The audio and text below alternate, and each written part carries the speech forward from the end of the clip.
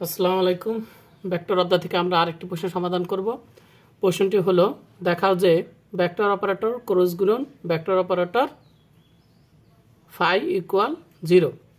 এখানে এই ফাইটাকে বলা হয় স্কেলার অপেক্ষক, আর তার সাথে আমরা কি করেছি, এখানে একটা ভেক্টর অপারেটর গুণ করেছি বা অ্যাপ্লাই করেছি। এটাকে বলা হয় গ্রেডিয়েন্ট। ঠিক আছে, এটাকে বলা হয় কি, স্কেলার অপেক্ষকের সাথে যখন আমরা একটা ভেক্টর অপারেটর গুণ করব তখন এটাকে বলা হয় গ্রেডিয়েন্ট। তাহলে স্কেলার অপেক্ষকের এই জায়গায় আছে কি, গ্রেডিয়েন্ট আছে। আবার সেই রেজাল্টটাকে যখন আমরা ক্রস গুণন করব ভেক্টর অপারেটর দ্বারা, তখন আবার বলে সেটাকে কার্ল। তাহলে কোনো রাশির সাথে যখন আমরা কি করব, কোনো ভেক্টর রাশিকে যখন আমরা কি করব, এখানে ভেক্টর অপারেটর দ্বারা গুণ করব, ক্রস গুণন করব, তখন সেটাকে বলে আবার কার্ল। তাহলে পরীক্ষায় আপনাদের প্রশ্নটা এইভাবে আসতে পারে, অথবা প্রশ্নটা এইভাবে আসতে পারে বাংলায়, যে কোনো একটা স্কেলার অপেক্ষক, মানে যে যেমন এটা ফাই, স্কেলার অপেক্ষকের গ্রেডিয়েন্ট বললেই আপনারা বুঝতে হবে ওটার সাথে ফাইটা কি গুণ হবে। তো গ্রেডিয়েন্টের আবার বলছে কার্ল।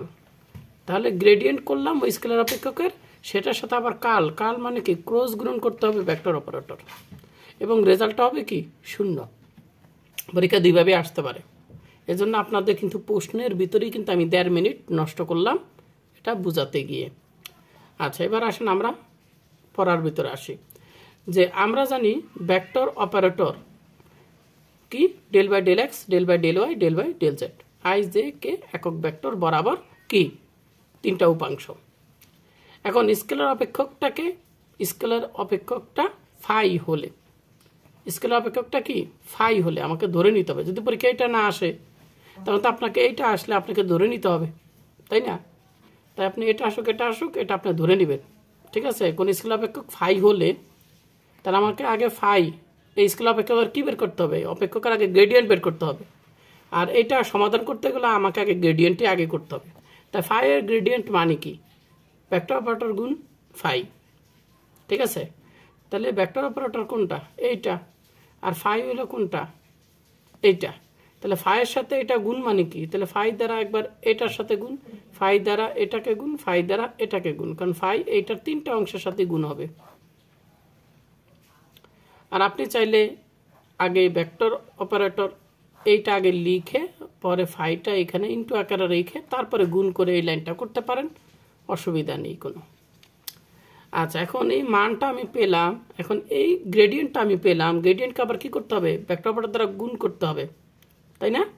তাই আমরা বলতে পারি, প্রশ্ন যদি বলে যে এইভাবে বলে গ্রেডিয়েন্টের কার্ল বের করো, এটা আসে, তাহলে আপনি কি করবেন, এই যে ভেক্টর অপারেটর ফাই মানে যে স্কেলার অপেক্ষকের যে গ্রেডিয়েন্ট আমরা পেলাম, স্কেলার অপেক্ষকের যে গ্রেডিয়েন্ট পেলাম, এই গ্রেডিয়েন্টের কার্ল করব, কার্ল। তাই স্কেলার অপেক্ষকের কার্ল মানে কি, এইটাকে আমরা ভেক্টর অপারেটর দ্বারা ক্রস গুণন করব। তাহলে আমরা ক্রস গুণন করব।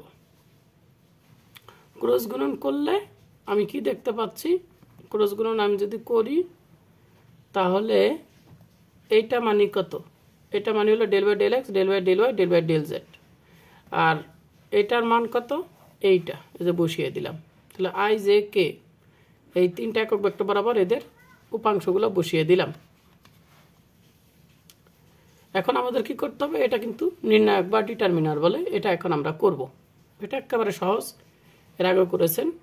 আইটা ধরলে আমাদের কি, এই লাইনটা বাদ, তাহলে এটার সাথে এটা গুণ, এটার সাথে এটা গুণ করলাম, কত, এটা আসে। আর এটা তারপরে কিন্তু সূত্রের মাইনাস, এটার সাথে এটা গুণ করলাম, তাহলে উপরে কত হয়, ডেল স্কোয়ার ফাই, নিচে হয় ডেল ওয়াই ডেল জেড। ঠিক আছে, তারপর সূত্রের মাইনাস দিতে হবে। এরপরে যেটা লিখতে হবে, যেটা ধরলে যে লাইনটা বাদ, তাহলে এটার সাথে এটা গুণ, মাইনাস এটার সাথে এটা, যেটা আমরা এখানে দেখিয়ে দিয়েছি।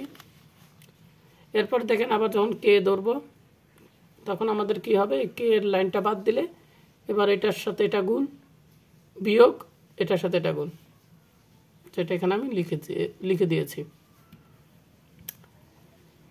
আচ্ছা, এখন দেখেন এটা আর এটা কি হয়ে যায়, সেম জিনিস না? তো বিয়োগ করলে 0, দুটা সেম জিনিস, বিয়োগ করলে 0, এটা বিয়োগ করলে 0।